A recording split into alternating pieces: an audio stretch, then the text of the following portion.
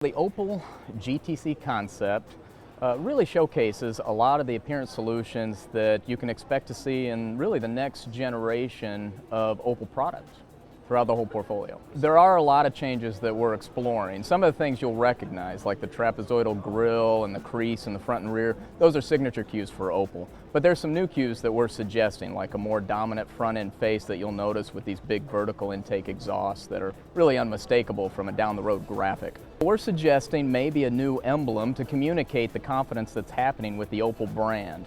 And it's kind of a final brushstroke of refinement at the same time. What I like happening now is that we're getting much more sculptural in the surface development of the sheet metal.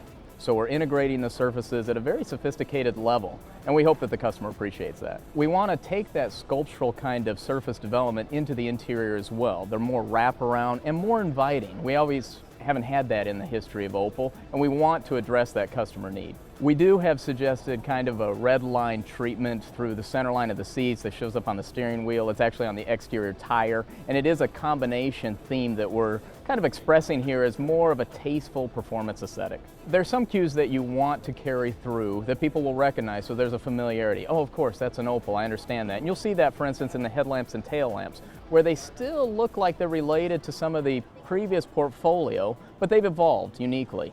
Some other things are dramatically new, and that's like the blade shapes that we're doing lately with Opel Antera, Opel GT, and you'll recognize that further in the next season of vehicles.